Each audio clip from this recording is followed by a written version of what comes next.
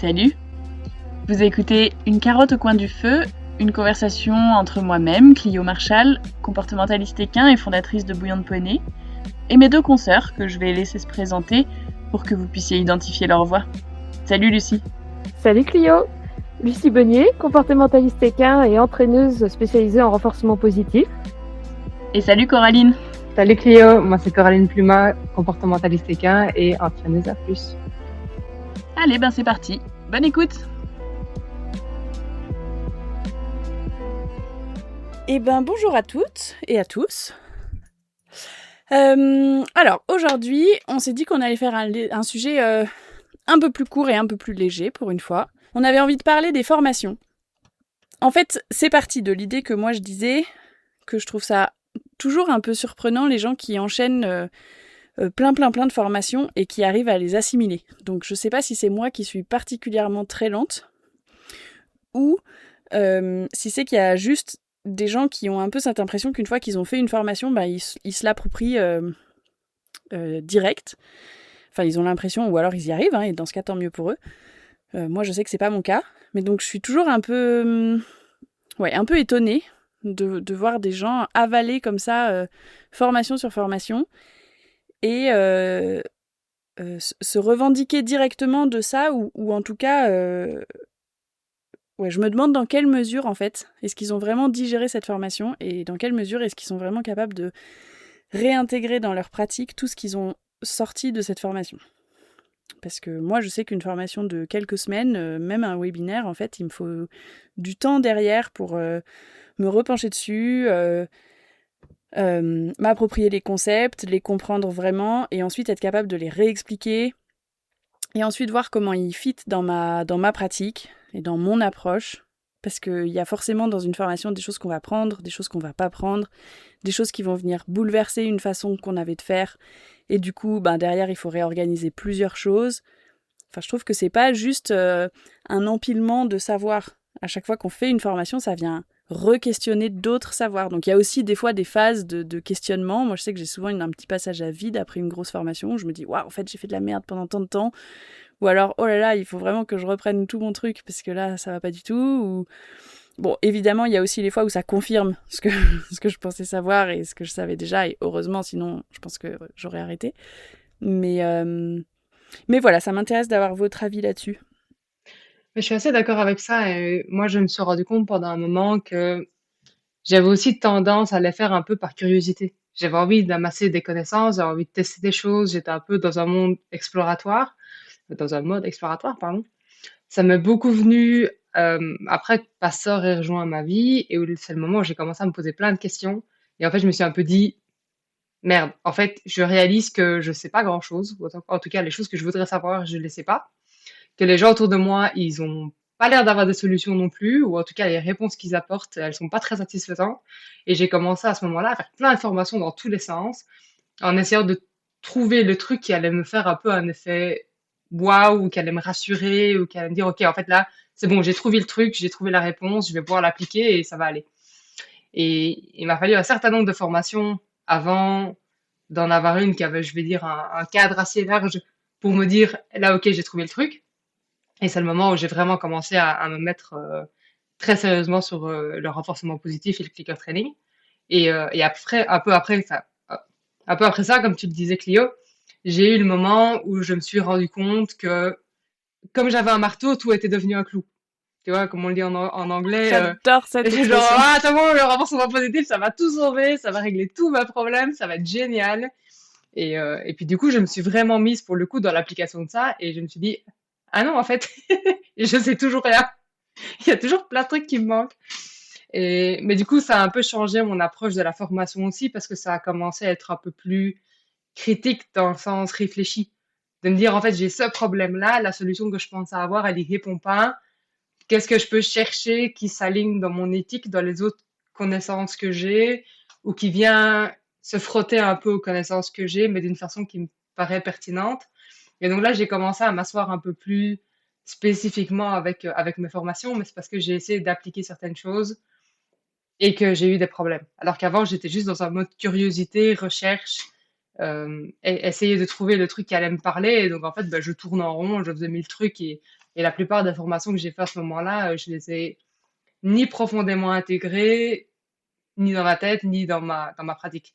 Ce sont celles avec lesquelles j'ai commencé à plus chercher dans l'application qu'elles me sont restées ou que je les ai remis en cause avec d'autres formations, d'autres cours ou des gens vraiment spécifiques parce qu'ils parlaient de la frustration, parce qu'ils parlaient de contre-conditionnement, parce qu'ils parlaient d'anxiété. Et je me suis dit, ah, là, par rapport à ce qu'on m'a dit avant, il y a des choses qui me manquaient ou il y a des choses qui fonctionnent pas, donc je vais aller creuser là-dedans.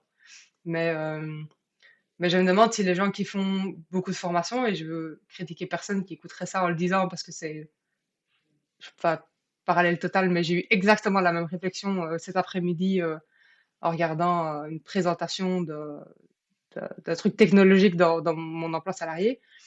De gens qui ont juste envie de savoir plein de choses, avoir plein de choses à disposition, mais qui ont ni le temps, ni la capacité à faire les efforts. Et la capacité, elle peut être parce qu'on n'a pas l'argent, parce qu'on n'a pas le cheval sous la main, parce que la météo est pourrie ou un truc comme ça. Et donc, les gens ont envie de s'occuper d'une façon qui est pertinente. Et du coup, ils vont faire des formations, des cours en ligne. Mais ils ne passent jamais par cette phase super inconfortable de dire j'ai l'impression de connaître un truc. Et maintenant, je vais vraiment essayer de l'appliquer de façon carrée, cadrée. Et du coup, me rendre compte que, en fait, dans chaque formation, il y a probablement un truc qui soit ne me convient pas ou qui correspond pas à la situation dans laquelle je suis. Ce qui relance un peu la boucle. Mais voilà, c'est ma réflexion aussi autour de ça. Je sais ni si elle est cohérente, ni si elle est juste, mais c'est ma réflexion. Ouais, c'est intéressant ce que tu dis, Coraline. Moi, je sais que je pourrais me retrouver dans ces personnes qui font beaucoup de formations, on va dire pour l'amour de la formation, plus que pour l'application de la formation derrière. Mais ce côté faire une formation pour apprendre quelque chose, c'est sympa, c'est fun. Moi, j'avoue que je pourrais me retrouver là-dedans assez bien. Une formation n'étant pas gratuite, je ne peux pas faire 150 formations par an, mais l'idée quand même se retrouve un peu là. Mais par contre, effectivement, il y a ce côté, je trouve, quand on fait une formation, que tu dis bien, Coraline, ce, comment dire, ce double effet il y a la formation qu'on peut faire pour apprendre quelque chose, c'est sympa, mais on reste en superficie. Si on peut dire des apprentissages, on les intègre, on les apprend, on commence à les toucher du doigt, mais on n'ira pas les creuser ou les appliquer derrière. Euh, je sais que quand j'étais, alors du coup, c'est pas avec les chevaux directement, mais quand j'étais à l'école, j'ai eu l'occasion d'avoir des cours sur des trucs très divers, dont des cours par exemple sur le fonctionnement du cancer, comment ça se développe, etc. Et ben c'était passionnant. Pour autant, je suis jamais partie en médecine ni creuser tout ce qui est oncologie, etc. Mais il y a ce côté effectivement apprendre et découvrir de nouvelles choses. Mais entre la formation qu'on va faire, on va apprendre, et la formation où on va aller jusqu'à ce stade de se dire ok, bon et maintenant, j'aimerais l'appliquer, savoir comment ça se passe, mettre en place, creuser, comprendre, me dire derrière qu'est-ce que ça implique pour moi, en revenant sur le sujet du cheval, qu'est-ce que ça implique pour mon cheval, comment le mettre en place, commencer à toucher. Et alors là, on a cette différence, je pense qu'on a souvent, entre la théorie et la pratique de allez, ça va être facile, je vais mettre ma cible là, mon cheval il va toucher, je vais cliquer, je vais récompenser et on sera dans le meilleur monde possible. Et en fait, on met la cible, le cheval il veut pas la toucher. Pour qui, pourquoi? Bon, déjà, il faut trouver autre chose, ok? Ou alors il va la toucher, mais il veut la manger. Banane en arrière, nez retroussé, hyper fâché. Pourquoi? Et c'est là où on retrouve effectivement ce côté. Il y a ce qu'on apprend dans la formation, et puis il y a ce qu'on apprend sur le terrain. De se dire, ok, ouais, ce que j'ai appris, c'est très bien, ça me fait une bonne base. Ça commence à construire un squelette de quelque chose. Mais derrière mon squelette, il faut que j'y rajoute des muscles, des tendons, de la peau, pour faire quelque chose d'un peu plus construit. Y ajouter son expérience, en gros, globalement. Bah, c'est là que je trouve que, en fait, en tant que professionnel, quand tu fais une formation, tu as un temps d'appropriation derrière qui est plus long parce que justement, comme tu dis, c'est pas un manuel, tu fais A, il se passe B et ensuite t'enchaînes sur C, quoi. Ça, c'est, ou éventuellement, ça, c'est ce que tu apprends dans la formation, sauf qu'après, tu le confrontes à du réel. Et du coup, je trouve que pour être capable de le retransmettre à quelqu'un derrière, bah, il faut avoir quand même croisé quelques cas de figure. Enfin, et moi, c'est un peu pour ça que j'enseigne pas trop le R+, tu vois, j'enseigne vraiment la base et coder le clicker, mais j'enseigne pas le R+, parce que j'en fais pas de façon suffisamment suivie. J'en fais depuis très longtemps, mais très rarement, donc ça compte pas. Mais j'en fais clairement pas de façon assez suivie pour avoir vu assez de cas de figure et pour pouvoir dire aux gens, bah en fait là, s'il se passe ça, il faudra peut-être plutôt faire comme ça. Et du coup, ça me pose aussi la question, tu vois, moi, quand je fais mes plans d'entraînement pour mes suivis, des fois, je me dis, il faudrait que je puisse réutiliser certaines trames pour gagner du temps, parce que le plan d'entraînement, c'est ce qui te prend tout ton temps. Et en fait, je peux jamais, parce que en fonction de la vidéo que je regarde, je me dis, bah oui, c'est le même exercice, mais en fait, le cheval, il répond pas du tout de la même façon, la personne, elle a pas les mêmes codes, ou elle a pas la même gestuelle. Et du coup, en fait, si je lui envoyais un plan d'entraînement général pour cet exercice-là, mais il ferait 47 pages pour qu'il y ait tous les cas de figure qui soient pris en compte. Enfin, et la pauvre personne, elle serait perdue dans ce plan d'entraînement. Donc en fait, c'était un truc où t'es... Enfin bon, mais c'est une autre question encore de comment nous, on retransmet derrière. Mais à vous écouter parler, en fait, je trouve qu'il y a vraiment cette question de... Enfin, moi, ça me questionne quand des fois, je vais voir des clients, j'ai l'impression qu'ils ont fait plus de formation que moi. Mais donc, je pense que pour le coup, c'est vraiment des gens comme toi, Lucie, qui sont dans cet amour de la formation et qui doivent avoir le budget et qui font ça pour l'enrichissement personnel. Et d'un côté, je trouve ça hyper chouette. Et d'un autre côté, bon, déjà, moi, ça me met face à un complexe de ouf qu'il faut que je surmonte. Mais ça, c'est mes problèmes perso. Mais souvent, je trouve que c'est des gens qui se perdent aussi. Parce qu'en fait, à faire 40 000 formations quand on est particulier, eh ben, t'as pas forcément le recul dont tu parlais, Coraline, pour intégrer la formation et voir comment Enfin, avoir un esprit critique dessus. Et du coup, j'ai l'impression que c'est des gens qui peuvent facilement commencer un truc, puis un autre, et du coup, ne pas obtenir de progrès. Et autant quand c'est des formations que moi j'aime pas trop, ça m'arrange qu'ils s'enfoncent pas dedans. Autant ça veut dire que des fois, ils laissent pas non plus leur chance à des choses qui pourraient marcher, quoi. Parce que mine de rien, le changement, ça prend du temps. Et progresser dans une méthode ou dans une situation, ça demande de la patience et ça demande de la rigueur et il faut s'y coller, quoi. Et j'ai l'impression que le côté un peu girouette, c'est pas péjoratif du tout, hein, mais ce côté, je prends un peu de tout ce qui vient dans tous les sens. Quand t'as pas l'esprit critique et le recul nécessaire, ça peut être quand même assez nocif pour les particuliers. J'aime beaucoup ce que tu dis et je pense que ça se relie peut-être aussi au côté nouveau. Tu vois, un peu ce truc, c'est super excitant, c'est un truc nouveau. Comme il y a tout qui est nouveau, il y a tout qui est intéressant. Alors que quand tu commences à te poser sur un sujet, en fait, tu tournes beaucoup en rond sur la même question. Et du coup, ça devient un peu plus lourd, ça devient un peu plus... Pour avoir cet élément, tu dis, ah oui, ok, là, j'ai débloqué un truc. Quand tu commences une formation, les 3 premières vidéos que tu regardes, tu as des pépites dans les yeux et tout, c'est génial, t'arrêtes pas de découvrir des nouveaux trucs. Et à la fin de la formation, généralement, tu réécoutes des trucs que tu as déjà entendus, tu as l'impression d'apprendre quelque chose de nouveau. Pour continuer à creuser ce sujet-là, il faut faire 14 autres formations parce que les 13 premières, elles vont te raconter le même truc. Et du coup, ça devient aussi un peu chiant. Alors que si tu changes de sujet tout le temps, tu as toujours un peu ce kick de ah yes, un truc nouveau, ah yes, c'est intéressant. Et je pense qu'il y a beaucoup de gens qui commencent aussi des formations, beaucoup pour ce, ce, ce- ce kick de dopamine probablement qui vient avec la curiosité au début. Et tout comme il y a plein de gens qui commencent des formations et qui en finissent aucune. Parce que du coup, tu te lances dans le sujet, c'est excitant, et puis après, aller le creuser, le mettre en pratique. Euh, il y a aussi plein de formations qui n'ont juste pas de mise en pratique du tout, ou qui sont assez légères. Tu fais des exercices, mais il n'y a pas quelqu'un qui va dire, tiens, en fait, ce truc-là, tu l'as pas fait jusqu'au bout. Là, il y avait tout un process à suivre, tu es passé directement à l'étape 7, et en fait, les 6 premières, elles sont importantes aussi, même si elles sont moins excitantes. Et, euh, et je pense que ça vient probablement de là aussi. On le voit beaucoup en hiver, pendant la maintenant dénommée saison des webinaires, où tout le monde s'embête le soir, on sait plus faire rien faire avec les chevaux parce que il y a de la boue, il fait moche, tout le monde est démotivé, et du coup, on va trouver l'excitant dans un nouveau webinaire pour un sujet qu'on connaissait pas encore. Et du coup, ça fait du consommable en 1 heure, mais ça veut pas dire qu'on est capable de faire quelque chose avec la formation qu'on a acquis. Et qu'on ne détourne pas ce que je dis. Je pense que c'est très bien d'avoir ces webinaires aussi qui sont courts parce que ça permet quand même de mettre en avant le fait qu'il y a d'autres choses. Et donc, pour certaines personnes qui ont des problématiques précises ou des questions précises, de se dire, tiens, en fait, maintenant, les recommandations pour les vermifuges, c'est différent, ou les types de boîteries, il y a des trucs que je connaissais pas, je peux aller en parler avec mon veto. Donc, ça ouvre aussi la porte pour les gens qui ont besoin d'aller découvrir de nouvelles choses et de les creuser. Donc ça, c'est super.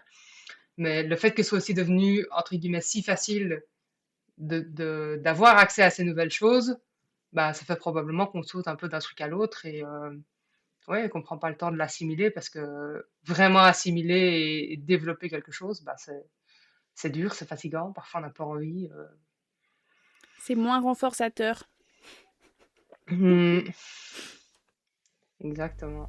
Ouais, je pense qu'il y a ce côté, comme tu disais, Coraline, n'importe quel sujet, quand tu le commences, c'est sur les bases, ça peut être assez facile, il peut y avoir des trucs fun, et si tu veux le creuser, ben, il faut passer par une phase inconfortable de se poser des questions, de potentiellement remettre en question tout ce que tu as vu jusqu'ici.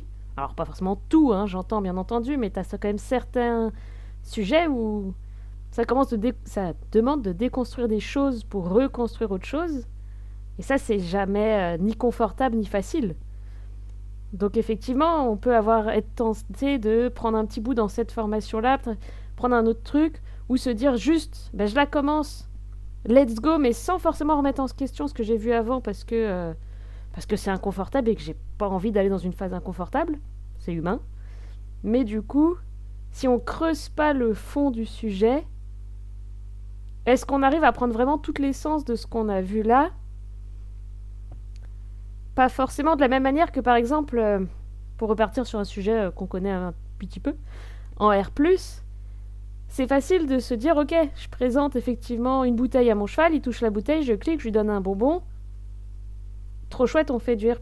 Oui, en soi, c'est vrai, c'est du R+. Mais est-ce que derrière, il y a forcément toute la réflexion que des personnes qui creusent le sujet depuis des semaines, des mois, des années? Et ben c'est là où c'est intéressant, on a découvert quelque chose de nouveau, c'est super chouette.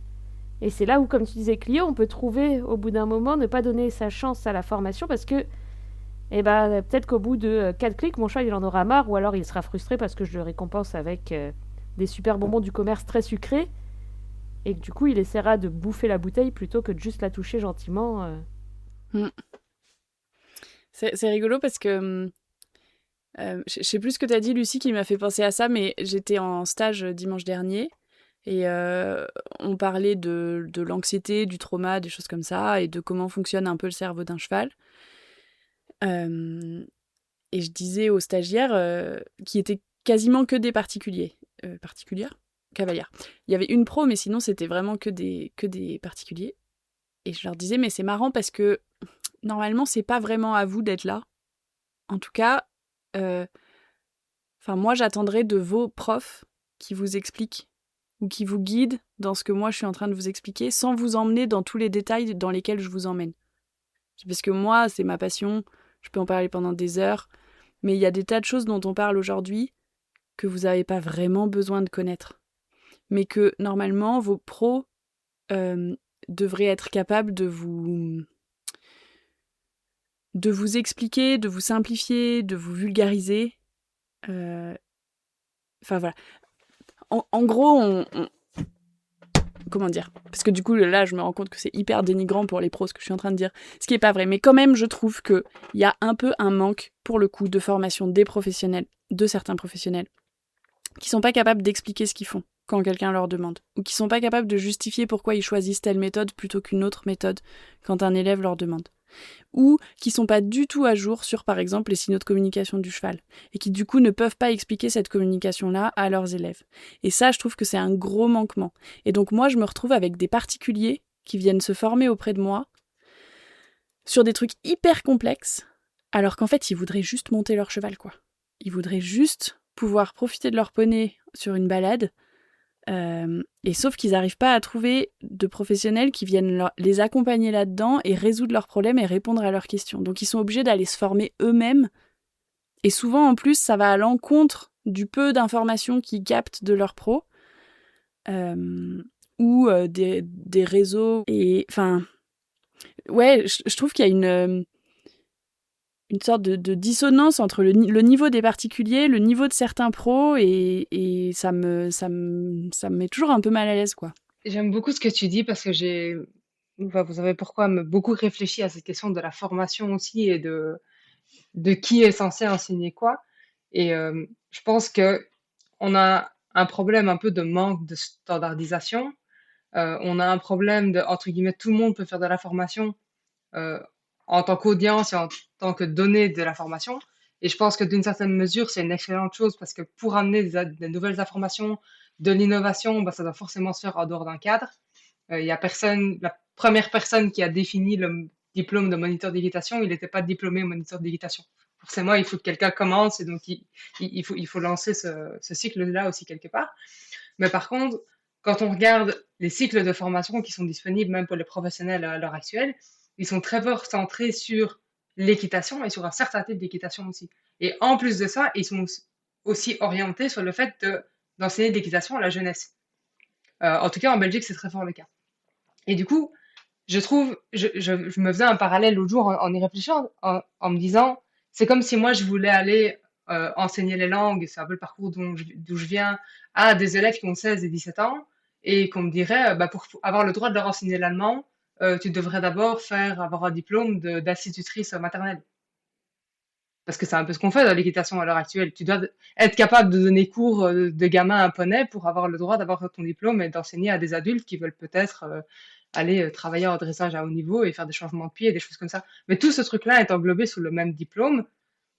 Et en fait, si tu y réfléchis, ça n'a pas de sens parce que tu as des gens qui sont peut-être d'excellents cavaliers, qui vont pas du tout être des bons pédagogues, ou qui vont être des bons pédagogues pour certaines audiences, mais pas pour d'autres. Des gens qui sont peut-être excellents pour enseigner l'équitation avec beaucoup de finesse, beaucoup de compréhension du cheval dans le cas de cheval monté, mais qui vont pas du tout être capables de gérer un problème d'anxiété de séparation. Et du coup, le jour où le cavalier il arrive en carrière avec un cheval qui est pété d'anxiété de séparation, ben, il va pas pouvoir réagir. Et la personne qui probablement est bien formée pour gérer ce type de problème-là, ben, n'a pas d'intérêt à enseigner l'équitation, ou peut-être va enseigner certaines choses à des adultes, mais pas à des enfants, ou l'inverse. Enfin, on a beaucoup d'axes de réflexion d'abord du cheval et d'abord de l'humain qui va avec le cheval, qui sont pas du tout les mêmes. Et donc, je pense que c'est aussi pour ça qu'on se retrouve avec plein de formations, plein de gens qui ont envie de proposer des connaissances parce que ils sont arrivés à aller les chercher eux-mêmes parce qu'ils avaient des problèmes. Et donc, en réglant leurs propres problèmes, ben, ils ont envie d'aider d'autres gens à les régler aussi. Et donc, on a tout un patchwork de professionnels qui vit sous des appellations et des mix qui sont hyper larges, qui sont pas clairs du tout, avec chacun qui aussi par but marketing essaie d'aller mettre ses propres mots sur les trucs qu'il enseigne avec si on regarde dans le monde anglophone, les variations de catégorisation qui arrivent avant le mot horsemanship, il y en a 1 500 000 à l'heure actuelle, et pourtant la moitié des gens font la même chose, mais ils s'appellent tous avec un nom différent. Et ça, je pense aussi que pour le particulier qui est dans cette situation-là, bah, ça doit aussi être hyper stressant, parce qu'il se dit, tiens, moi j'ai un problème avec mon cheval, je voudrais le régler pour arriver à tel but. Et en fait, la moitié des formations qui sont autour de la relation du cheval qui visent les amateurs, on dit, bah, viens faire ma formation et tu vas atteindre tous les buts et tu vas aller jusqu'au bout de tes rêves avec ton cheval. Mais si ton rêve, c'est d'aller en complet 2 étoiles ou c'est d'aller faire prom-prom à la plage le dimanche après-midi quand tu as du temps et que les gamins sont chez leur grand-mère, il te faut pas la même approche du cheval non plus. Il te faut pas les mêmes professionnels autour de toi. Et j'ai l'impression qu'on essaie de mettre tout ça dans un seul pot en disant, ah, ça va fonctionner pour tout le monde. Mais c'est pas le cas non plus. Donc on a un énorme bordel ambiant et je sais pas s'il y a une solution à ça, hein. Je sais pas s'il faut. Je pense que le cadre n'est pas nécessairement la solution non plus, mais je comprends que ce soit difficile et qu'on se retrouve avec beaucoup de particuliers qui essaient de chercher des solutions parce que bah, c'est complexe en fait. Bah, et puis comme dit Clio, il y a ce côté effectivement où en tant que particulier, tu trouves pas forcément de réponse auprès des professionnels qui sont autour de toi. Alors aujourd'hui, grâce au réseau, parfois tu peux réussir à avoir des infos autres. Je vois effectivement, il y a des webinaires de vétérinaires maintenant qui parlent de sujets divers comme les boiteries, les ulcères, et c'est super parce que ça permet de mettre en avant des problématiques auxquelles les gens pensent pas forcément et qui n'ont pas forcément accès à des. Enfin, il y a des endroits, il n'y a pas énormément de vétos équins par exemple, ou de vétos spécialisés. Et du coup, ces webinaires, c'est quand même une super porte d'entrée pour que les gens apprennent, se sensibilisent, sachent, etc. Mais ça reste dommage que aujourd'hui les gens aient pas autour d'eux effectivement des professionnels qui sachent leur parler de tout ça. Parce que le problème c'est que on a des super trucs en ligne, Et on a d'autres choses qui sont un peu moins chouettes. Mais sauf que là-dedans, il faut savoir faire le tri, et on ne sait pas faire le tri. Alors effectivement, un vétérinaire qui te parle d'ulcère, t'as quand même de fortes chances que ça soit qualitatif. Enfin, en tout cas, aujourd'hui, je connais pas de webinaire qui ne le soit pas. Maintenant, voilà. Mais quand on te parle de méthodes, par exemple, pour l'équitation ou autre, je sais pas le nombre de méthodes différentes que j'ai pu voir passer sur les réseaux. Alors, je les ai pas toutes testées, je les ai pas toutes creusées, mais autant il y en a certaines qui font sens, où on peut se dire, bon, au pire, on va dedans, on va pas faire grand mal. Autant il y en a d'autres, et ben, ça peut être délicat pour quelqu'un qui cherche des solutions parce que son cheval va pas bien et qui veut faire au mieux et qui cherche une solution pour aller mieux avec son cheval. Et la solution, elle promet monts et merveilles, et au final,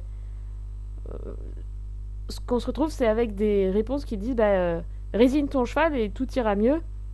Mais c'est pas forcément ce que cherche le particulier. Le particulier, s'il veut apprendre à comprendre son cheval, à dialoguer avec son cheval, réussir à naviguer dans tout ce qui est proposé sans savoir forcément non plus d'où ça vient, parce qu'il y a des personnes qui proposent des formations, on ne sait pas d'où elles-mêmes elles sortent leur expérience. Mais c'est parfois délicat de trouver là-dedans qu'est-ce qui convient et qu'est-ce qui est qu'est-ce qu'il me faut entre guillemets. J'aime beaucoup cette idée de qu'est-ce qu'il me faut parce que là, on a un peu pris l'axe aussi des formations qui seraient pas forcément bonnes ou des gens qui sont moins bien formés. Pas forcément pour de mauvaises raisons. Je pense qu'il y a certains pros aussi, quand ils sont dans le milieu depuis longtemps, c'est pas un milieu facile. C'est aussi potentiellement pesant de devoir gérer ses propres chevaux, d'aller donner cours, de faire tous ces trucs-là. Euh, c'est pas toujours facile d'être constamment en train de se former quand on travaille peut-être déjà 60 heures par semaine juste pour remplir le frigo. Mais je pense que même si tu regardes les formations qui sont qualitatives, peu importe vraiment la perspective qu'on va prendre pour aller, pour aller identifier ça, mais si on prend même les formations qui, selon nous trois et juste nos critères à nous, sans volonté de juger le reste du monde, les formations qu'on dirait qualitatives, c'est pas parce qu'elles le sont qu'elles conviennent forcément à la personne qui va être après quelque chose qui a la même éthique euh, que celle qu'on cherche, en fonction des problématiques qu'on veut aborder, en fonction des buts qu'on a avec son cheval, en fonction des zones d'intérêt qu'on a. Une méthode plutôt qu'une autre, un professionnel plutôt qu'un autre, ne va pas forcément être, c'est pas forcément interchangeable non plus. Quelqu'un qui aime travailler avec moi aimera peut-être pas travailler avec Clio ou l'inverse, ou en fonction de ce qu'on propose, de la façon dont on communique, la façon dont on donne les plans d'entraînement, etc. Il y a toujours un facteur humain aussi qui joue un rôle là-dedans. Et probablement que toute l'offre de formation actuelle, elle comble aussi ce que tu mentionnais un peu, Lucie. Certaines personnes, ils ont juste une quantité de pros autour d'eux qui est extrêmement limitée. Et du coup, même s'ils savaient ce qu'ils cherchaient, ben, ils ne le trouveraient pas autour d'eux parce qu'ils ont peut-être un vétérinaire, deux moniteurs d'équitation et un maréchal ferrant qui sont peut-être hyper qualitatifs, mais qui répondent pas à ce que ce propriétaire-là recherche ou ce que ce cheval-là spécifiquement a besoin. Et je vais faire un peu une digression aussi, mais ça me fait penser aux gens qui cherchent sur les réseaux sociaux, je cherche un bon vétérinaire, je cherche un bon maréchal ferrant. Personne va juste dire, moi je te recommande celui-là, il est super naze. Enfin, tous les pros qui continuent à travailler, il y a au moins quelques personnes qui considèrent qu'il est bon, parce que sinon il travaillerait plus. Il aurait déjà fait faillite et les gens se seraient passé le mot et ce serait terminé. Mais moi, je sais qu'il y a parfois des gens que j'ai recommandés et on m'a dit, ah non, moi j'ai pas du tout aimé, il n'était pas bon du tout. Bah oui, mais dans quel contexte? C'était quoi ce que tu cherchais? Est-ce que tu voulais une solution en 24 heures ou prendre le temps que ça prend? Ou peut-être que tu as un vétérinaire, il est excellent en boiterie et tu l'as appelé en urgence pour une colique et que c'est un peu moins sa tasse de café, la médecine interne. Et donc, voilà, peut-être qu'il s'est merdé sur cette situation-là aussi parce que c'est pas parce qu'on est pro qu'on est excellent en tout. C'est pas possible non plus. Donc, ça, je pense qu'il y a aussi peut-être trop de pros qui veulent être génériques. Et c'est pas forcément rendre service, je pense, aux gens qui nous appellent, de dire, bah oui, je peux tout faire, je peux faire de l'anxiété de séparation, de l'embarquement, de l'agressivité, du R+, du R-. Ça veut pas dire qu'ils n'ont pas des connaissances solides sur le sujet, mais entre avoir des connaissances solides, et on revient un peu à la question de la formation, d'avoir accumulé assez de connaissances pour comprendre les tenants et aboutissants d'un sujet et pouvoir le transmettre et l'appliquer de la bonne façon, c'est Je pense qu'à un moment, réalistiquement, il faut mettre des limites. On peut pas être un expert sur tous les sujets du monde. Ça me fait penser à... des fois, j'ai des gens qui m'appellent qui bossent en R- et qui me disent « Ah, mais ouais, ça me dit bien, moi, de faire du R+. Et en fait, en creusant un peu la discussion, on se rend compte que ça colle quand même pas trop à leurs objectifs et à ce qu'ils ont envie de faire, parce qu'ils veulent continuer à monter à cheval relativement rapidement. Ils sont pas forcément prêts à tout changer. Et du coup, souvent, quand ils me disent ça, ils voient ça comme une nouvelle corde à ton arc, tu vois. C'est ça l'expression ? Je crois que c'est ça l'expression. Genre, tu rajoutes une corde à ta guitare plutôt, parce qu'un arc, il a qu'une corde, ça n'a pas de sens, cette expression. Donc, tu rajoutes une corde à ta guitare, genre après, tu joues avec 6 cordes, j'en sais rien. Mais à chaque fois, je les préviens, tu sais, je leur dis faites gaffe, parce que, en fait, passer en R+, ça implique de changer toute ta façon de penser, toute ta gestuelle, tout ton timing, et enfin, tout, en fait. C'est comme si tu commençais un nouveau sport. T'attaques le ping-pong la semaine prochaine, quoi. Et je leur disais, être fort en R- et être fort en R+, franchement, c'est galère. Déjà, être fort en R-, je trouve, c'est une vie de travail. Être fort en R+, enfin, moi, j'y suis toujours pas... c'est chiant. Non, c'est passionnant. Mais c'est hyper dur. Et vraiment, venant du R-, je trouve qu'en plus, ça te met face à des murs et des échecs et des trucs où tu sais, t'avais l'impression d'être trop fort et là, d'un coup, tu reviens à niveau 0, genre, tu sais rien faire. Donc, c'est hyper dur. Donc, ça veut dire qu'il faut se confronter à ça. Et après, rester fort dans les deux, ça veut dire qu'il faut s'entraîner hyper souvent à faire les deux. Et en fait, soyons honnêtes, les gens, ils ont jamais le temps de bosser leurs chevaux autant qu'ils voudraient. En tout cas, moi, ceux qui m'appellent, ils ont jamais le temps de bosser autant qu'ils voudraient. Et du coup, je suis là, bon, je veux pas te faire peur, mais fais pas ça, en fait. Enfin, c'est pas choisi. Et bien sûr qu'on peut intégrer du R+, sur certaines choses. Et bien sûr que si la personne, elle est motivée de ouf, ça vaut carrément le coup qu'elle passe le pas et qu'elle fasse du R+. Mais je sais plus trop pourquoi je disais ça, mais en tout cas, je trouve qu'il y a vraiment... Enfin, ouais, ça demande d'être hyper fort. Et des fois, il faut accepter qu'on peut peut-être pas être hyper fort à tout. Et qu'on peut soit aller poursuivre, tu vois. Enfin, moi, c'est plutôt des gens que du coup, j'accompagne dans le fait de perfectionner leur R- et de le rendre de plus en plus léger et d'y incorporer tous les éléments du R+, qu'on peut piquer facilement, qui sont pas du R+. Enfin, tous les éléments de l'éducation positive, on va dire, qu'on peut piquer facilement. Un peu comme ce qu'on disait dans le dernier podcast sur l'arrangement des antécédents et tous ces trucs-là.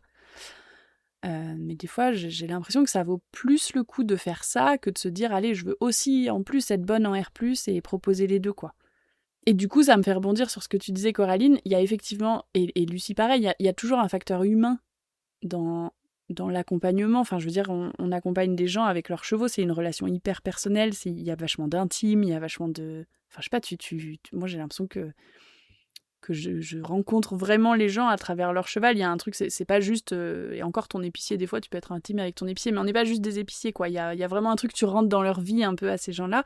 Et donc, forcément qu'il y a de l'humain. Et je trouve que... en fait, c'est un peu aussi notre honnêteté professionnelle de prévenir les gens et de dire, bah voilà, moi, je marche comme ça, je fonctionne comme ça, j'applique telle méthode, parce que elles sont alignées avec ce qui me correspond, parce que j'y trouve tel intérêt, parce que elles respectent mes valeurs, blablabla, j'en sais rien. Mais je trouve que c'est un peu notre devoir d'exposer ça aux personnes qui font appel à nous, en disant, bah, est-ce que c'est là-dedans que tu as envie de te lancer ? Est-ce que t'es aligné avec ça ? Est-ce que c'est OK ? Et on peut essayer, et peut-être ça marchera pas, mais c'est OK de me dire que ça marche pas. Et j'ai d'autres collègues vers qui te renvoyer si ça marche pas. J'ai l'impression qu'il y a beaucoup de gens, ils partent du principe que si quelqu'un les appelle, il faut que ça marche. Il faut qu'ils les accompagnent.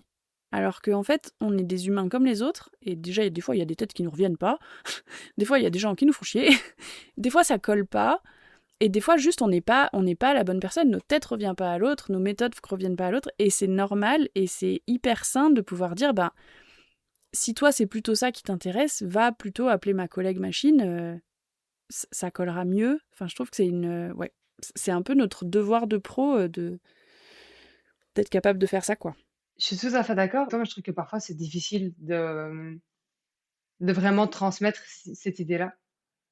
Tu vois, même si tu as la conversation, parce que pour rebondir sur ce que tu disais sur le R+, et tout ce que ça implique, je trouve que tant qu'on n'a pas commencé à se lancer dans le process, on se rend pas forcément compte que quand on dit: «Ça va être long, ça va prendre du temps», non, tu vas pas pouvoir abandonner la récompense la semaine prochaine.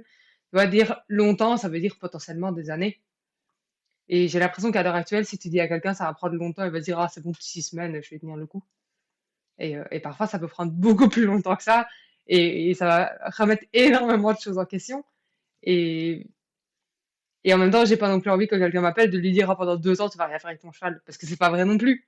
Mais il faudrait presque faire peur aux gens à ce point-là pour être, tu vois, dans une safe zone où les attentes sont encore remplies, alors que si on essaie de dire: «Allez, ça va peut-être prendre 2 3 mois», quelque chose comme ça, bah, là, en fait, tu commences à gratter chez le cheval, tu dis: «Ah, bah non, on va pas faire en plus maintenant parce qu'il y a ça qui va pas, il y a ça qui va pas, il y a ça qui va pas» et puis, les gens, ils sont appelés pour un cours de R+ et 6 mois plus tard, tu l'as pas encore sorti du pré. Bon, j'exagère un peu, mais je pense que c'est vraiment difficile de faire passer cette information-là, même si on est honnête au début, entre ce que nous, on comprend et ce que nous, on perçoit, ce que la personne va comprendre en face. Je pense qu'il y a quand même des moments où on se comprend pas à travers ça. Ouais. Et puis c'est pas toujours facile, effectivement. Moi, je sais que la formation Horse Charming, par exemple, là que j'ai commencé à rouvrir en français, euh, qui est une formation qui a été créée, je veux dire, ça fait des années, qui est éprouvée. Moi, je sais quand j'en parlais en disant ça peut être très long, ça se trouve, on va passer 6 mois à juste cliquer un cheval sur du foin. Et on me fait, mais dis pas ça, c'est pas vendeur. C'est pas vendeur, mais c'est vrai.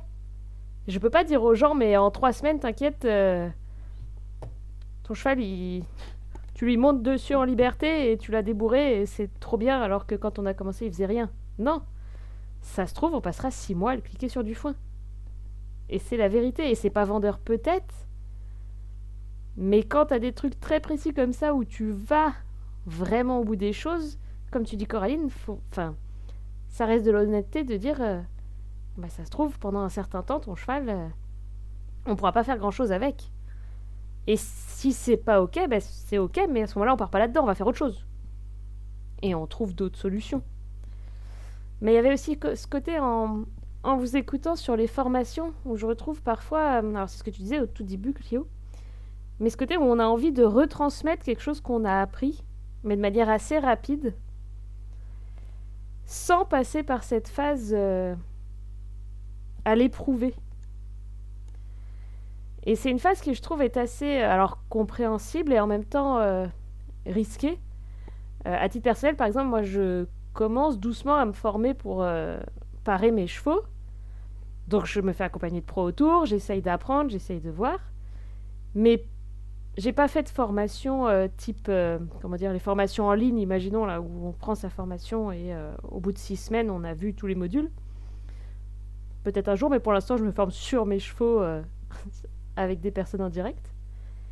Et plus je le fais, plus je me dis, je me vois pas aller parer le cheval de qui que ce soit, parce que c'est tellement spécifique.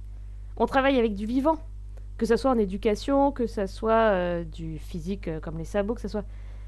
En face de nous, on a un animal, et un humain quand on travaille avec le binôme, qui ont leur individualité.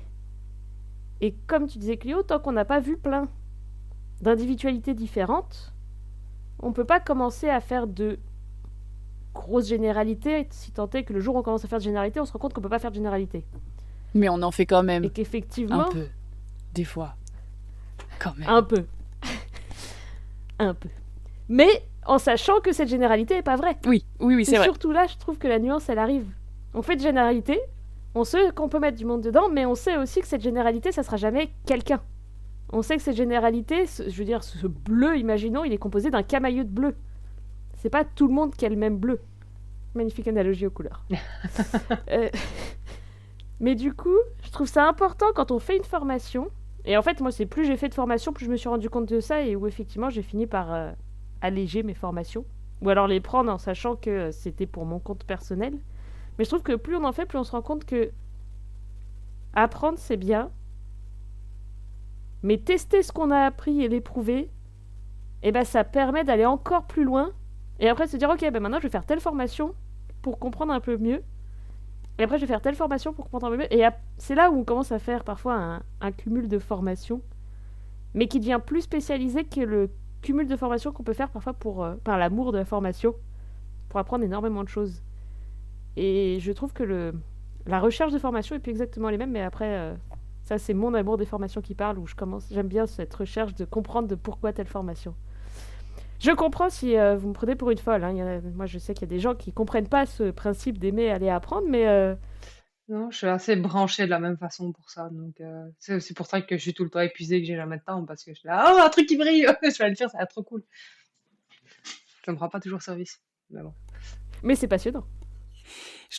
Je trouve qu'il y a aussi la question. Enfin, moi, ça, c'est un truc qui me prend du temps quand je fais une formation. C'est comment est-ce que je vais retransmettre et dans quelle mesure, mais au sens propre, quel degré d'information je transmets. Parce que moi, j'estime que pour être une comportementaliste compétente, j'ai besoin de connaître tous les détails de comment tout ça fonctionne. Mais en vrai, mon client demain, il n'a pas du tout besoin de connaître tout ça. Lui, il veut juste savoir comment emmener son cheval brouter 5 mètres plus loin.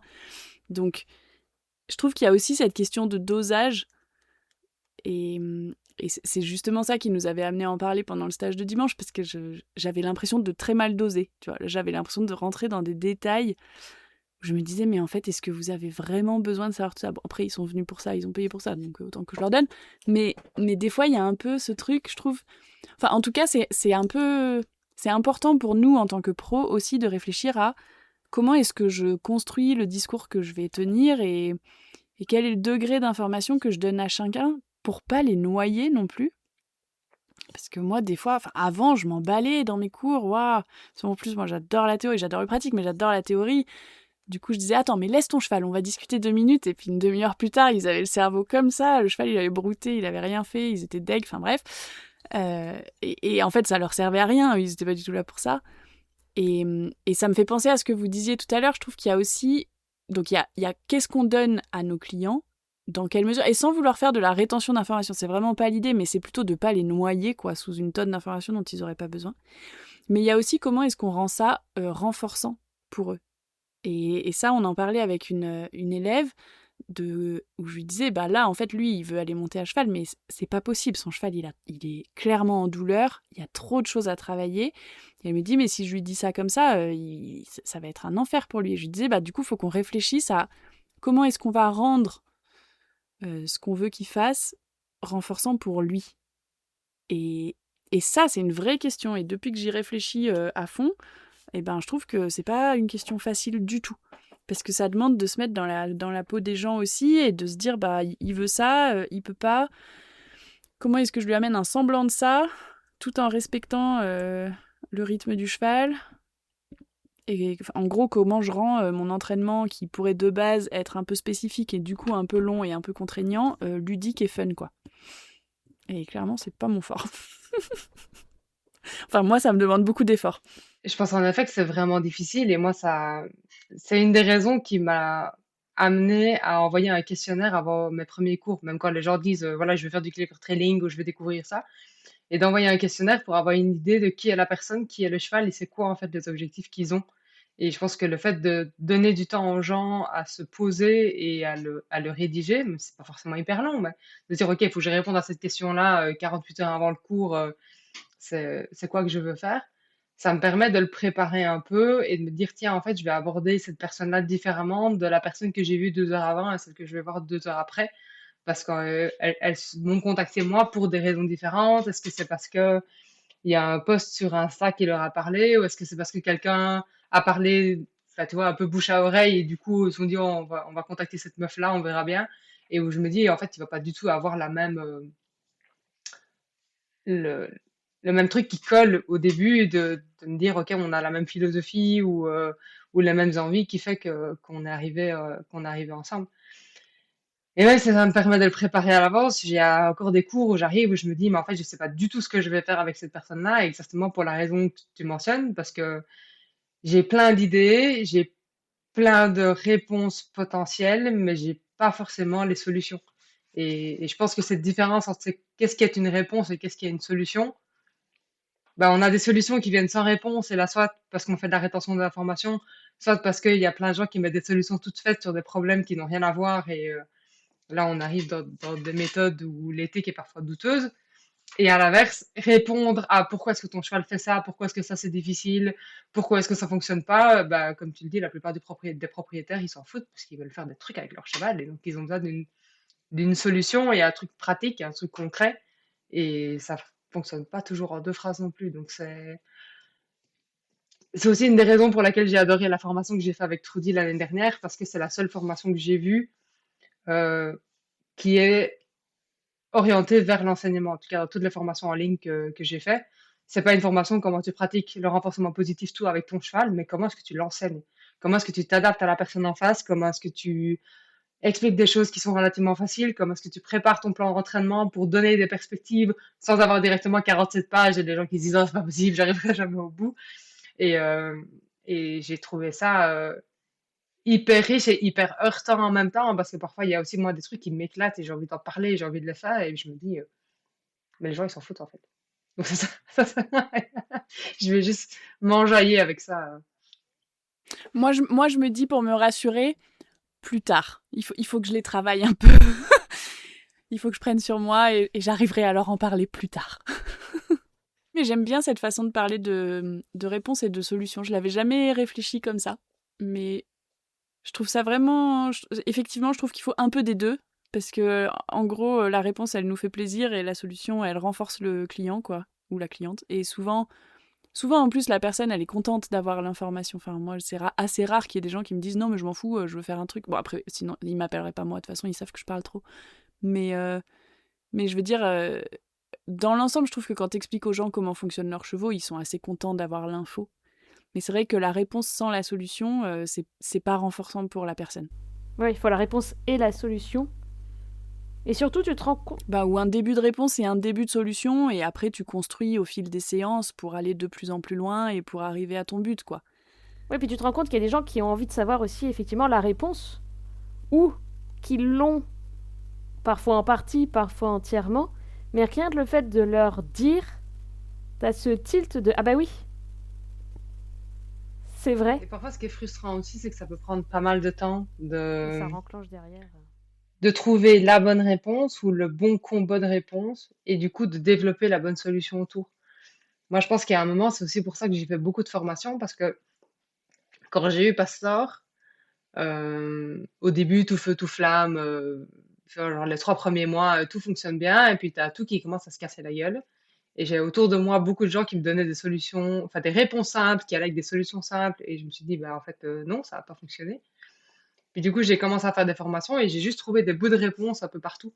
Et je trouve que parfois, on a tendance aussi à vouloir faire des relations un à un. Si ton cheval fait ça, alors il a ça. Si ton cheval fait ça, alors il a ça. Et du coup, la solution, c'est ça. Et en fait, bah, parfois, ton cheval, il fait un peu d'anxiété de séparation, puis il a un peu mal au ventre, et puis il y a la haie qui lui fait un peu peur, et puis il est un peu frustré à la nourriture parce qu'il a eu faim quand il était jeune.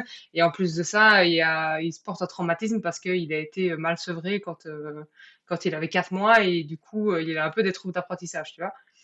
Et du coup, comment est-ce que tu réponds à tout ça? Dans quel ordre est-ce que tu vas mettre tous ces éléments-là? Comment est-ce que tu vas les équilibrer pour que ce soit juste pour le cheval, que ce soit juste pour l'humain? Et c'est ça que j'ai trouvé hyper intéressant dans la pratique du travail de résolution de problèmes de comportement ou soit comportement indésirable, trouble de comportement, c'est pas tellement le sujet ici, mais comment est-ce que tu t'assieds pour faire tout ce travail de Sherlock Holmes, d'essayer d'aller trouver tous les éléments qu'il faudrait prendre en compte et puis aller les mettre dans le bon ordre pour que le cheval avance sans totalement désespérer le propriétaire. Parce que quand tu commences à aller gratter un peu dans tout ça, j'ai euh, j'ai eu un suivi assez long comme ça où franchement j'ai un respect de dingue pour la propriétaire parce que à chaque fois qu'elle me disait ah oui mais il y a ce truc là il s'est passé ça et je suis là ah on a une couche de l'oignon qui vient de sauter on va se rapprocher de plus en plus du cœur du problème et je pense qu'il nous a fallu genre 6 mois pour atteindre le cœur du problème, réussir à retirer les couches qui fait qu'on arrive à travailler sur le problème et du coup maintenant bah, ça fait des mois qu'elle travaille sur le problème et ça évolue et du coup maintenant elle sait quoi faire et elle trouve ses propres solutions par elle-même et du coup elle a plus besoin de moi autant au quotidien et je trouve ça super chouette. Et en même temps, je me dis, les gens, quand ils ont acheté un cheval, est-ce que c'est pour ça qu'ils ont signé? Tu vois, t'arrives, t'achètes ton cheval avec un truc et puis ça fait des années que tu galères, tu t'emmerdes, tu fais des formations, t'appelles des pros, des autres, tu cherches, tu vas en clinique veto et enfin, c'est relou d'avoir un cheval. C'est chouette par plein de trucs, mais c'est relou aussi. Mais je pense que on nous ment un peu hein, sur l'équitation. Je pense qu'on est un peu en train, en tant que gens passionnés par les animaux, de se rendre compte de ça dans le cheval et dans le chien. J'ai l'impression que c'est pareil. Il y a de plus en plus de gens qui disent moi, en fait, je sais pas si je veux un chien parce que ça se trouve, il voudra pas rester seul, ça se trouve, il aboiera sur les gens, ça se trouve, il sera réactif, ça se trouve, je sais pas quoi. Et en fait, il y en a tellement plus que ce qu'on pouvait nous laisser croire avant ou que ce qu'on voulait bien voir avant, que du coup, tu deviens presque frileux à te lancer là-dedans. Mais en tout cas, je pense que c'est bien qu'on ouvre un peu les yeux là-dessus, quoi. Acheter un cheval, c'est pas acheter une mobilette, effectivement. Donc, tu sais pas ce qui va se passer. Mais moi, je sais que ça me passionne, ce truc du détective. J'adore. C'est vraiment ce que j'aime le plus dans le comportement. Et souvent, quand je dois décrire mon boulot, je dis ça. Moi, on est des détectives, on doit aller chercher plein d'indices. Et après, on doit émettre des hypothèses et ensuite, on doit tester nos hypothèses. Mais du coup, je trouve que c'est toujours une étape délicate parce que quand tu testes tes hypothèses, déjà, tu t'exposes au fait que ça marche pas, que ce soit pas la bonne, que tu te sois planté de direction ou, comme tu dis, que tu sois pas parti sur le bon en prums, quoi. Tu vas aller vouloir traiter telle problématique alors qu'en fait, il y en a une autre qui prend le pas et c'est celle-là qu'il faut aller traiter d'abord. Sauf que tant que t'as rien essayé, tu peux pas toujours t'en rendre compte. Et donc, je trouve que le truc délicat, c'est d'accepter que ton hypothèse, elle marche pas sans remettre en cause tout ce que tu sais. Et je crois que...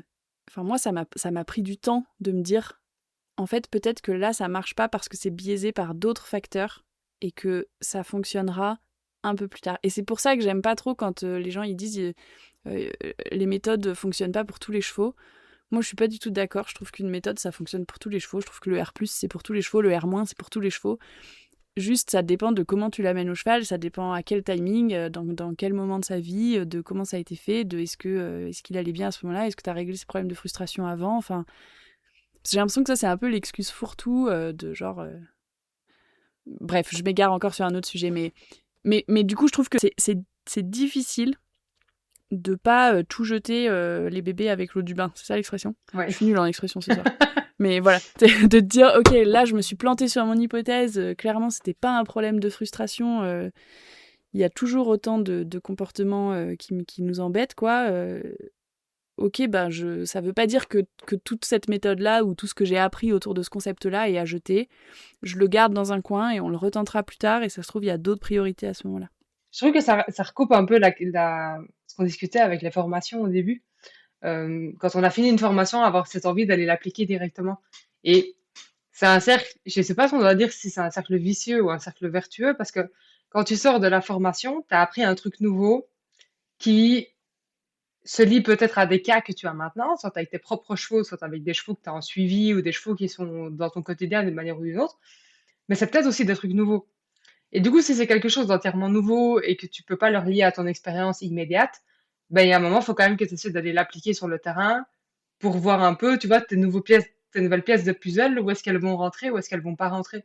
Et donc, tu as un peu ce moment de tâtonnement où tu appliques un truc que tu maîtrises pas encore, parce que la probabilité d'avoir juste autour de toi une situation un peu protégée où tu peux directement aller appliquer ce que tu as fait en formation, c'est pas toujours facile. Surtout pour les gens qui n'ont pas forcément plusieurs chevaux, déjà une base de clients qui est assez établie pour se dire, tiens, en fait, je vois un peu un pattern qui se répète chez mes clients, je vais essayer d'aller creuser dans ce domaine-là pour pouvoir revenir et revoir les choses avec eux directement. Moi, je sais en tout cas que c'est un truc qui m'a beaucoup posé question parce que, voilà, Pastor, c'est un cheval qui a une personnalité qui est quand même assez particulière. J'ai assez peu de chevaux juste comme lui dans ma clientèle. Et quand j'ai commencé à donner cours, j'ai commencé à le faire d'abord de façon un peu amateur, en donnant des coups de main un peu à des gens comme ça, mais je me suis dit à quel moment est-ce que je suis légitime de passer le cap et de dire je vais venir vous donner des cours, alors que j'ai pas enseigné le renforcement positif à 250 chevaux avant de me lancer, et qu'en plus de ça, le cheval avec lequel j'ai le plus d'expérience, c'est un cheval que je vais pas rencontrer en clientèle la semaine prochaine. Et du coup, comment est-ce que tu équilibres la formation, le fait d'échanger avec des gens, de faire peut-être des choses sur vidéo, de faire un peu de mentorat, etc., pour te confronter à des nouvelles choses, et le fait quand même d'aller sur le terrain, parce qu'à un moment, il faut bien te jeter dans le bain et, et mettre les trucs en pratique et te rendre compte qu'il y a des situations qui fonctionnent pas. Et je trouve que c'est un peu un cycle de sursimplification et de complexité des choses, où en fait, tu connais pas quelque chose, donc c'est compliqué, et puis du coup, tu apprends une nouvelle information, tu as l'impression que c'est simple, puis tu continues à le creuser, tu te dis, ah non, en fait, c'était hyper compliqué. Et moi, quand je réfléchis à tous les trucs que je collecte. Et récemment encore, je me suis dit, mais en fait, ce problème-là, ça fait super longtemps que je pense que c'est ça. Et en fait, je pense qu'en fait, c'est un autre truc. Et probablement qu'en fait, la plupart du temps, c'est un autre truc. Et ça veut pas dire que la solution que j'avais, elle fonctionne pas. Mais peut-être que c'est un détour par rapport à la solution que j'aurais envie de tester maintenant dans la même situation. Et en même temps, si j'avais pas fait toutes mes formations, tous les clients que j'ai suivis, qu'ils soient en cours ou en suivi, etc., ben, j'en serais pas arrivée là parce que j'aurais pas eu tous les points de comparaison et tout l'input pour en arriver à cette réflexion-là. Et moi, j'avoue que ça m'entretient un syndrome de l'imposteur perpétuel en me repensant parfois à un truc que j'ai fait il y a 6 mois où je me dis, mais c'était vraiment débile en fait. Et peut-être que ça a quand même marché, hein, mais juste que c'était peut-être ni la solution la plus facile, ni la plus courte, ni la plus efficace pour arriver au résultat. Et je trouve ça assez difficile à équilibrer entre ce qu'on enseigne, ce qu'on va chercher comme info, ce qu'on fait vraiment en pratique, ce qu'on fait pour nous-mêmes, ce qu'on fait pour nos élèves. C'est pas évident. Moi, je sais que des fois, je travaille un sujet à fond, et du coup, après, j'ai l'impression de... J'ai passé tellement de temps dessus que si j'essaye de le résumer à quelqu'un, bah du coup, c'est très simplifié, et donc j'ai l'impression que tout le monde le sait. Et je me dis, waouh, je viens de passer 3 jours à réfléchir à un truc pour leur dire quelque chose que tout le monde sait, en fait, déjà. Je suis vraiment débile. Et heureusement, après, quand je le dis à la personne, elle me dit, ah ouais, ok, d'accord, c'est intéressant. Et je suis là, ah non, en fait, ça va, tout le monde ne le sait pas. Mais des fois, enfin, moi, le syndrome de l'imposteur, je l'ai plutôt dans ce sens-là. J'ai l'impression d'être... de vraiment pas avoir inventé l'eau chaude, quoi. Et c'est vrai, j'ai pas inventé l'eau chaude. Mais il y a tellement de trucs accessibles sur tous les réseaux et tout, partout, que des fois, je me dis, mais là, les gens, ils me payent pour que je leur dise ce qu'ils lisent sur Insta, en fait. Mais non, en fait, ils me payent pour leur expliquer ce qu'ils lisent sur Insta et trier l'information que je vais leur donner et l'adapter à leur cheval, quoi. Pour leur faire ouais, un tri de toutes ces informations, finalement. Et ça, je pense que c'est vraiment un gros challenge aussi parce que la plupart des informations sont tellement contextuelles aussi. Tu vois, peu importe que tu parles de frustration, de comment t'appliques le R+, de comment tel truc ou tel truc, en fait, tu peux avoir une information qui est parfaitement juste, parfaitement applicable, mais pas du tout pour l'humain et son cheval qui va le lire à ce moment T. Mais comment est-ce que tu rajoutes ça en cadre avec autour de ta publication? Moi, ça m'arrive souvent d'avoir la pression de faire une couverture qui va être un peu putaclic sur Instagram en me disant bah, ça va intéresser les gens. Et mon deuxième slide, c'est alors en fait, je vais pas parler de ça, je vais pas parler de ça, vous vous sentez pas concerné pour tel truc. Et j'ai envie de faire tous mes caveats d'abord, ça va prendre 2000 caractères avant de me dire bah, en fait, voilà, maintenant je vais aller parler de mon truc parce qu'il faut simplifier, parce que. Et puis parfois, tu as juste envie de parler d'un aspect d'un truc. Moi, ça m'agace aussi un peu quand j'ai envie de faire un zoom sur un aspect d'une question et puis j'ai quelqu'un dans mes commentaires qui va me dire oui, mais ça. Oui, ok, et ça, mais je vais faire une autre publication peut-être un jour pour en parler parce que c'était pas le sujet dont j'avais envie de parler en fait. Mais je pense qu'il y a pas de méthode magique pour gérer ça. Ouais, puis alors ça pose toute la question de qu'est-ce qu'on met sur Insta, du coup, justement. On en parlait avec une collègue l'autre fois de la sursimplification, où du coup tu finis par dire l'inverse de ce que tu voulais dire, ou alors et comment t'adaptes ça à ton public. Enfin bref, c'est encore tout un autre sujet, mais qui est vaste. Ouais, essayer de vulgariser sans galvauder, c'est pas forcément facile d'avoir une information fiable, mais compréhensible et accessible le plus largement possible. Eh ben, mais je vous propose qu'on garde les réseaux pour un autre jour où on se fera un sujet léger. Parce que il peut y avoir des choses à dire là-dessus aussi. Eh ben, concluons alors. C'est toujours les moments que je préfère, ça. Vraiment, l'intro et la conclusion, je me rends compte que je suis pas très bonne en faisant les montages. Pour conclure sur cette idée de déformation, moi je trouve qu'il y a des choses que t'apprends pas au bon moment. Et je pense qu'il y a des choses que j'ai appris trop tôt, par exemple. Je pense à quand je suis partie en Écosse à mes 18 ans, donc j'avais mon bac en poche, et je suis partie bosser en Écosse pour World Horse Welfare, qui est une énorme association britannique. Et là-bas, j'avais la chance de bosser avec une physio, avec un veto, un maréchal, avec des grooms collègues qui savaient 1000 fois plus de choses que moi. Et Et des fois, j'y repense et je me dis « Ah là là, j'aurais dû prendre tellement de notes. Et j'aurais dû m'intéresser tellement plus à ça et profiter tellement plus de la présence de la physio tous les mardis. » Et en fait, moi, je découvrais un peu mes trucs de horsemanship. Du coup, j'essayais ça sur mes poneys et je me prenais déjà vachement la tête avec tout ça. Et bref, avec le recul, je me dis que sur le coup, ça me paraissait pas pertinent parce que c'était pas dans mon trip du moment. C'était trop physique et moi, j'étais vraiment pas trop dans le physique à ce moment-là du cheval.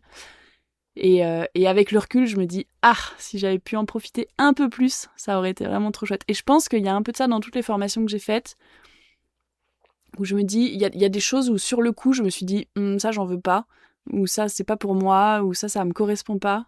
Et avec le recul, je me dis que finalement, je vais peut-être quand même prendre un peu de ça et l'intégrer dans ma pratique, ou je vais peut-être quand même garder cet exercice, ou des stages où je suis allée un peu à reculons, et en fait, je suis ressortie avec un exercice que j'utilise tout le temps. Et t'es là, je le dirai jamais à personne. Mais en vrai, quand même, ça m'a bien servi. Enfin voilà, je pense qu'il y a pas non plus forcément des formations qui sont super et des formations qui sont nulles. Et je pense qu'en fonction de où t'en es dans ton cheminement et dans ton travail, il y a des trucs que tu vas réutiliser, d'autres que tu vas un peu oublié, que tu vas redécouvrir un peu plus tard. Enfin, je trouve ça assez riche et assez stimulant du coup. Ouais, c'est vrai. Moi, ça m'arrive parfois d'aller prendre des formations ou suivre des webinaires sur soit des sujets qui sont pas directement liés avec ce que je fais ou même qui sont carrément opposés.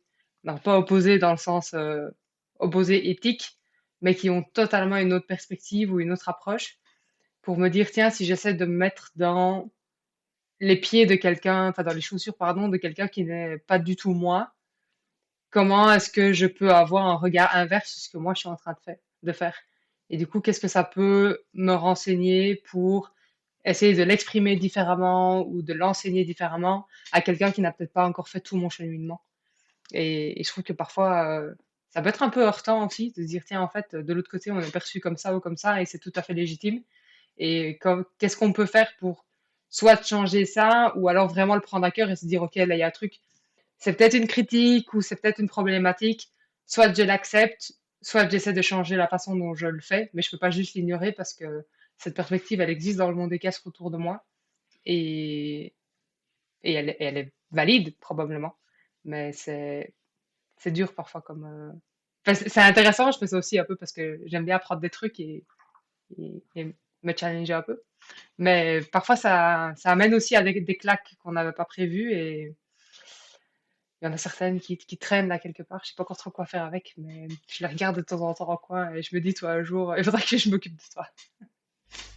Ouais, puis il y a les formations qui marquent plus que d'autres, celles qui arrivent, comme tu dis, un peu Clio, au moment opportun, et celles qui arrivent parfois trop tôt, dont on comprend pas le sens globalement.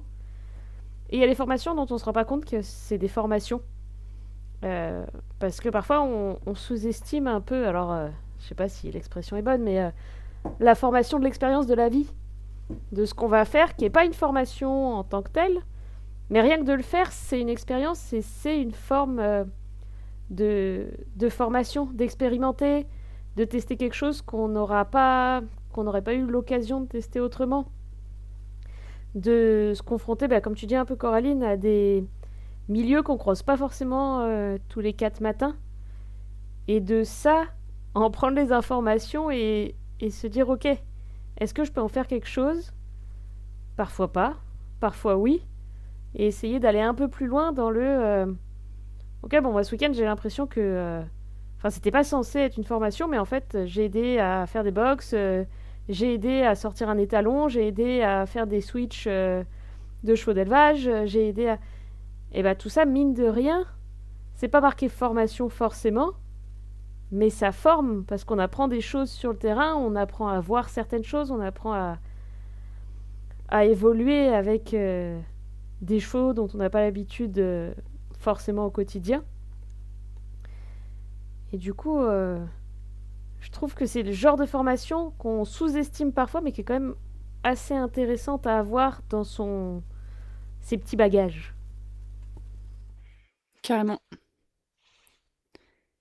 Carrément. Et ben, je vous propose qu'on conclue là-dessus. Merci beaucoup de nous avoir écoutés jusqu'ici, si vous êtes encore là. En espérant que ce sujet qu'on voulait un peu plus léger et qui est finalement parti dans tous les sens et n'était pas vraiment si léger puisqu'il a ouvert plein de portes. Et moi, il me pose plein de questions. Bon, bref, on espère que ça vous a plu. Et puis voilà, on revient le mois prochain avec une nouvelle conversation.